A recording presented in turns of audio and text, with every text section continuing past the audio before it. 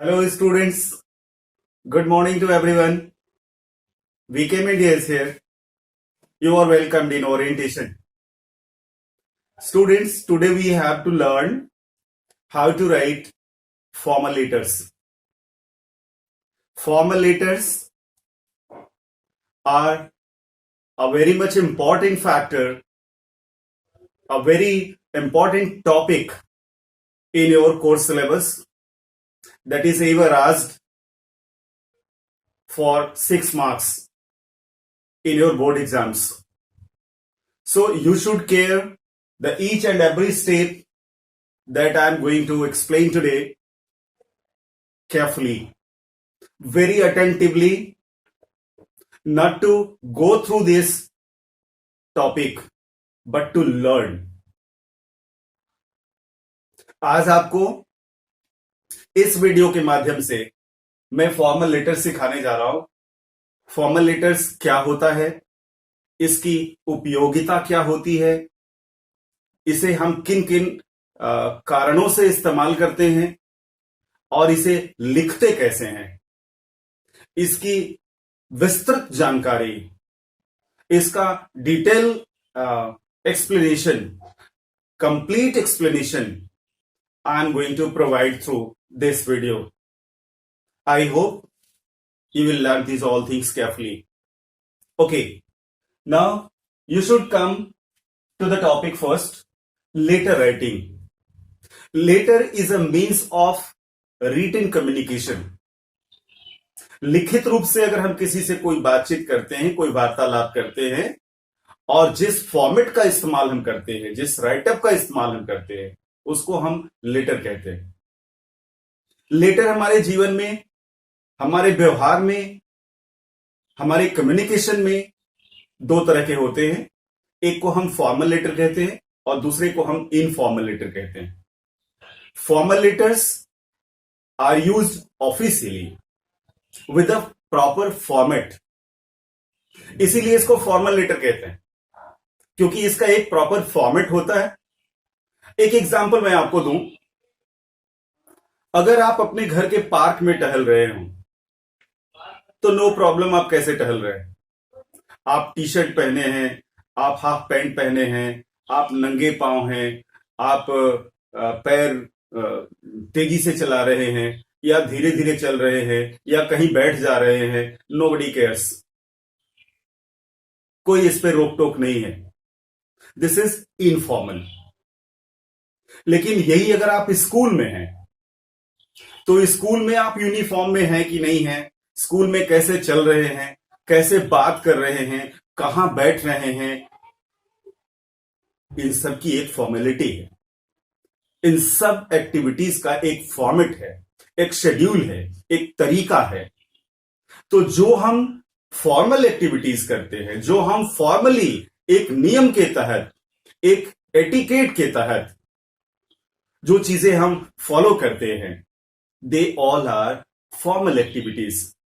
इसी तरह से लेटर राइटिंग में अगर हम अपने रिश्तेदारों को, अपने पापा को चिट्ठी लिखते हैं, अपने भाई को चिट्ठी लिखते हैं, अपने दोस्त को चिट्ठी लिखते हैं, if we go to write any relative of our family, so there is no bound how to start and where to start and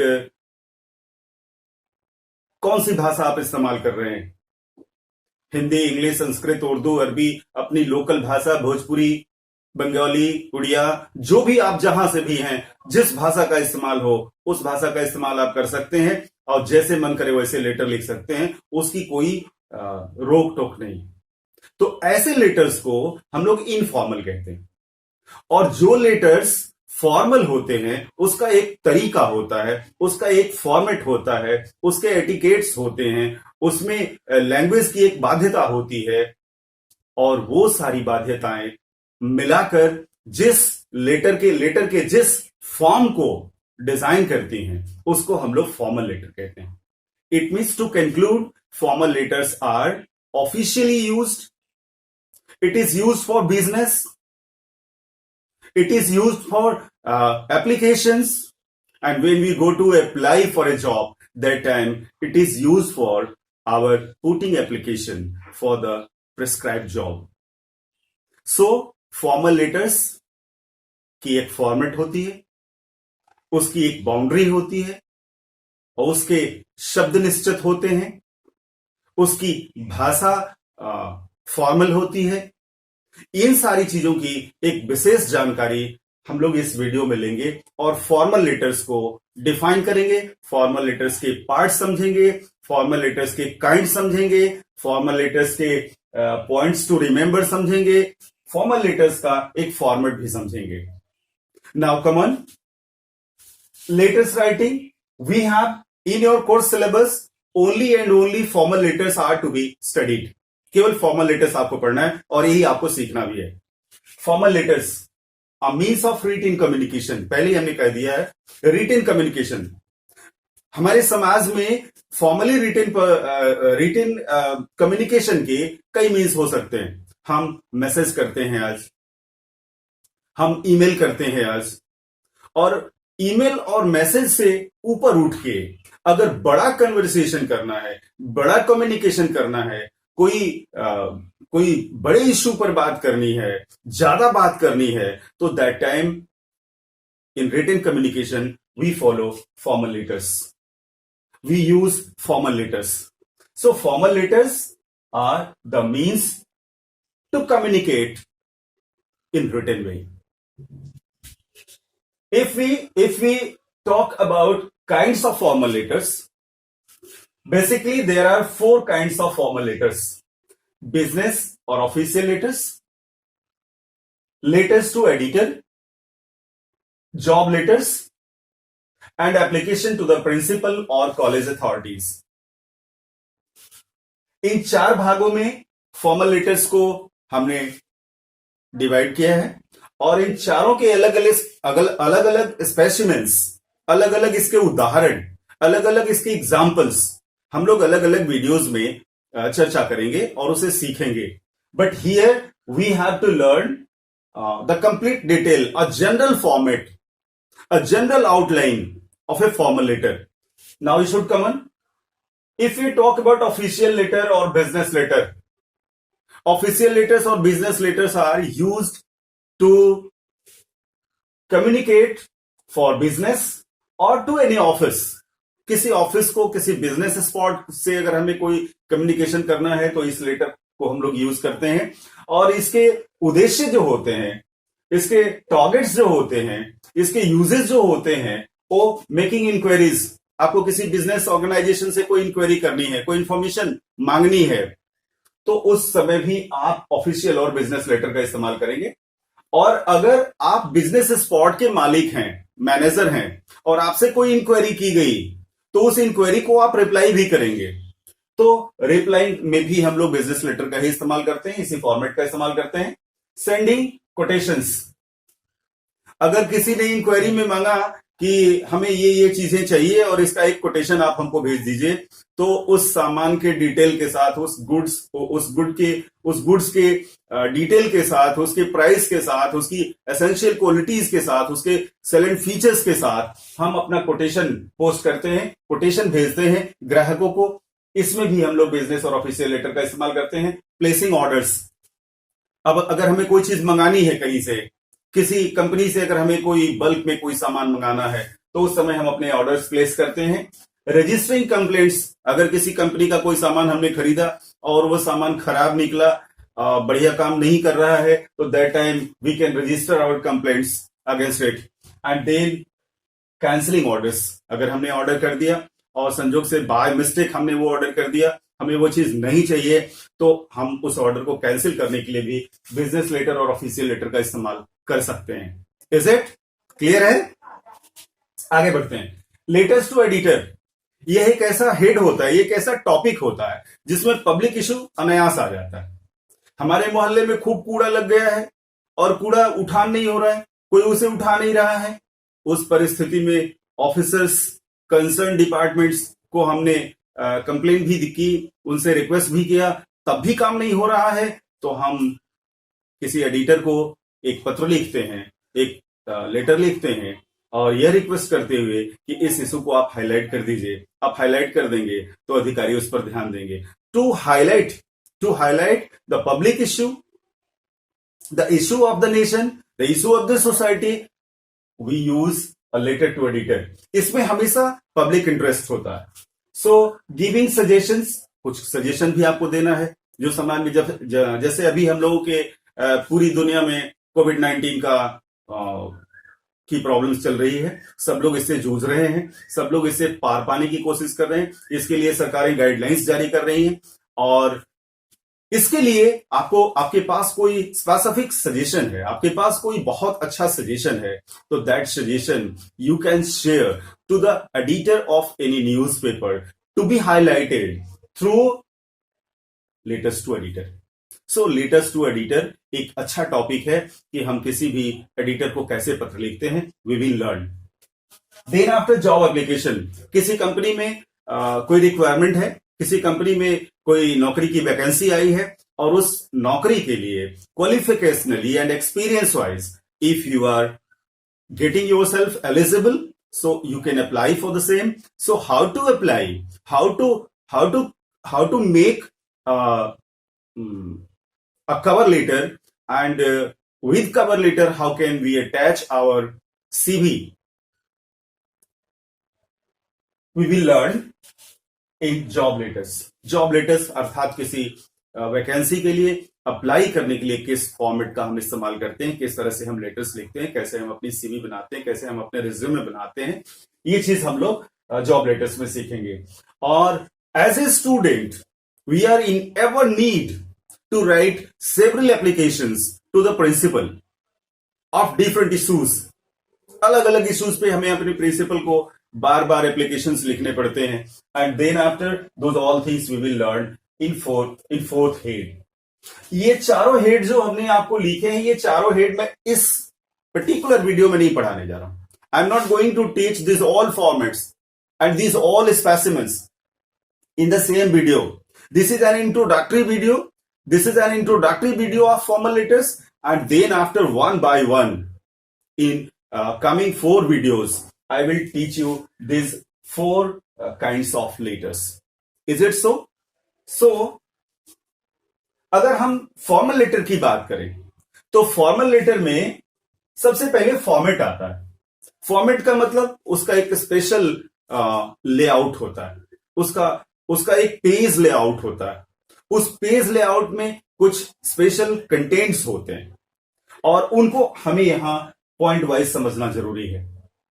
exam point of view से अगर हम बात करें तो ये अगर फैक्ट्स, ये अगर पॉइंट्स अगर कहीं से आपके लेटर में मिसिंग होते हैं, आप अगर इनको इंक्लूड नहीं करते अपने लेटर्स में, तो certainly you miss your marks. So you have to care this all 7.7 heads and 7 particular points to be included in your letter. So this is format. Format में इस बॉक्स में हमने इसलिए लिखा है, इसका यह मतलब नहीं कि आपका लेटर भी बॉक्स में होगा. लेटर बड़ा होता है, it is out of box. ये पेज का लेआउट आपको दिखाएगा और कंटेंट का सीक्वेंस दिखाएगा कि किस सीक्वेंस में हमें कंटेंट को सजाना है और कैसे उसको अपने पेज पर एक बढ़िया सा लेआउट देना है. So for format if you are going to talk in format, page लेते हैं और पेज के लेफ्ट साइड में एक मार्जिन छोड़ते हैं. This margin is crucially required. One margin should also be there. There should be a margin. ये margin जरूर होना चाहिए. मार्जिन के बाद पहला पॉइंट जो डालते हैं वो सेंडर्स एड्रेस. सेंडर्स एड्रेस का मतलब जो चिट्ठी लिख रहा है, the person who is going to write the letter, उसका एड्रेस होगा सेंडर्स एड्रेस. सेंडर्स एड्रेस के बाद एक लाइन हम छोड़ देते हैं, थोड़ा सा गैप देते हैं, and then after we go to write date. Date should also be written in different formats, in different ways, and that I will teach you while go to explain the particular letters with examples. उस समय मैं आपको बताऊंगा, लेकिन अभी आप ये points याद रखें. Very first sender's address, the person who is going to write, then date, and then receiver's address. Receiver's address means to whom you are going to write. जो लिख रहा है उसका पता पहले होता है, उसके बाद डेट होती है, उसके बाद receiver's address होता है. Receiver's address means the person to whom you are going to write, then after subject, subject you will write, and subject is very much crucial, it is very much important, because आपके letter का आप ये मान लीजिए कि अमूमन 50% marks आपके subject पर निर्भर करता है. Subject is such a part in your letter that unfolds the issue of your letter, that tells what issue you are going to arise in this letter. The person to whom you are writing the letter, he receives the letter and he opens it, and then after he goes very first to the subject of what subject this letter has been written about. Is it? So subject should be written. Subject should not be written in detail. That should be maximum 4, 5, 6 words. 4 से लेकर 6 शब्दों के बीच अगर हो सके तो आप अपने इशू को, अपने सब्जेक्ट को एक लाइन में आप लिख देते हो. And then after salutation means dear sir, respected sir, honorable sir. Business letter में एंड ऑफिशियल लेटर में सैल्यूटेशन में रेस्पेक्टेड, ऑनरेबल, डियर ये लिखना जरूरी नहीं होता. केवल सर और मैडम से काम चल जाता है. बहुत ज्यादा एटिकेट्स दिखाने की यहां जरूरत नहीं होती. कम से कम टू द पॉइंट वर्ड्स का इस्तेमाल करना होता है. सो सर और मैडम से हम शुरुआत करेंगे. यहां सैल्यूटेशन के बाद body of letter, that is the most important part of your formal letter. Body of the letter में in this part there are at least 3 paragraphs. 3 paragraphs I have written here, I have given here, para 1, para 2 and para 3. These 3 things I would like to define particularly. Part 1 में, para 1 में आपको एक intro देना होता है. This is intro. एक intro देना होता है. अपना इंट्रो दे दीजिए. अपना इंट्रो का मतलब आप कौन है, कहां से हैं, किस इशू पर बात करना चाहते हैं. फर्स्ट पैराग्राफ में हम देते हैं. दूसरे पैराग्राफ में हम लोग इशू देते हैं, इशू का डिटेल देते हैं. And third paragraph goes to put your request.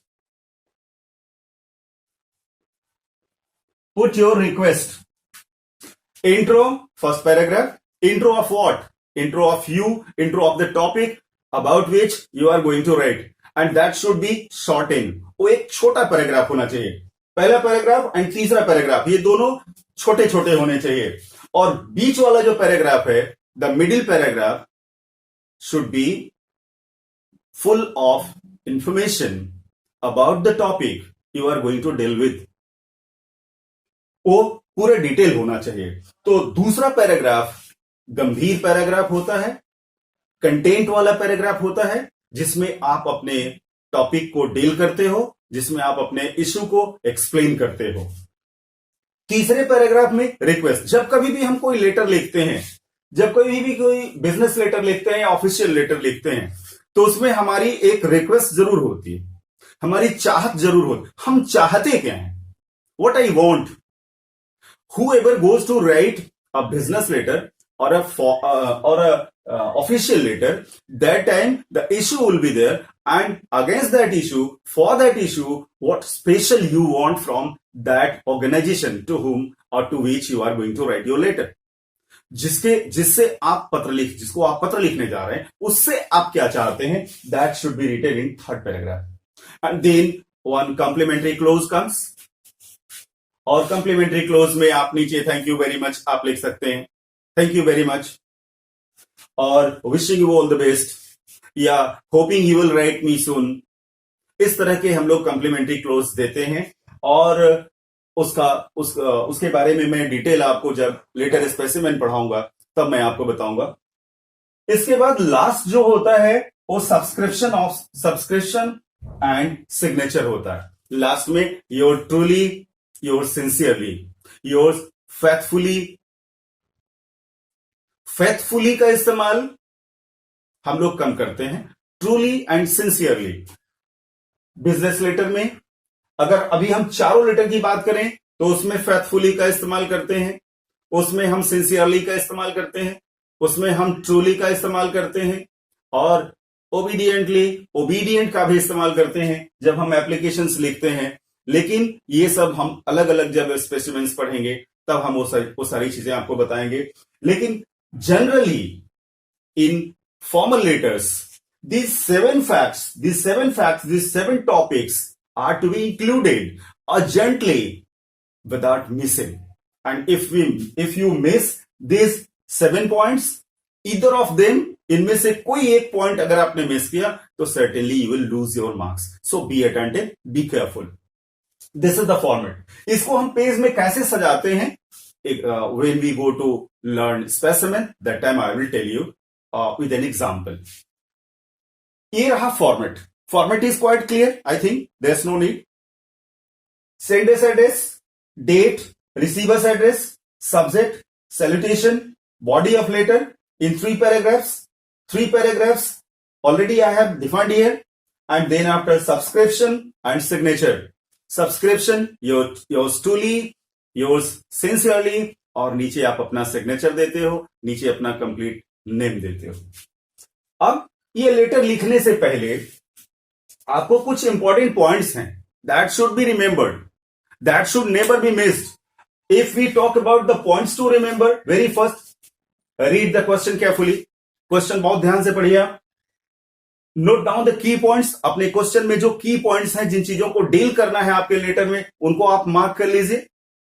Note down the key points, then avoid long sentences and short forms. दो चीजें आपको फॉर्मल लेटर में अवॉइड करनी होती हैं। लंबे लंबे सेंटेंसेस नहीं लिखने होते हैं और शॉर्ट फॉर्म्स का इस्तेमाल नहीं करना होता है। You have not to use short forms. Then after follow word limit. Words limit का ध्यान रखना होता है। शब्द निश्चित होते हैं, इनसे एक्सीड नहीं करना है या डिक्रीज भी नहीं करना है। 120 से 150 शब्दों के बीच आपका लेटर होना चाहिए, और you have not to avoid it. Stay to the point. हमेशा अपने बिंदु पर रहिए, इधर उधर जिगजैग मत भागिए, इधर उधर की बातें उसमें मत लिखिए, एकदम टू द पॉइंट लिखिए। And be polite and formal throughout the letter. पूरे लेटर में आपको पोलाइट रहना है, रूड नहीं दिखाना है, अभद्र भाषा का इस्तेमाल नहीं करना है, एकदम फॉर्मल। बात चाहे गुस्से की ही क्यों ना हो, बात कंप्लेंट की ही क्यों ना हो, but you have not to avoid politeness. आपको पोलाइट रहना है और आपको फॉर्मल रहना है। ये पॉइंट्स हैं स्टूडेंट्स। मुझे लगता है कि ये this introduction will be very useful for you to understand formal letters in general, and in general you have got the complete information about it. And now I'm going to stop this video, wishing you all the best, and I want to call you to go through the specific letters individually, particularly one by one with the specimen. And before going, I would like to request to subscribe this channel, to like this video, and to share this video. To wish you all the best.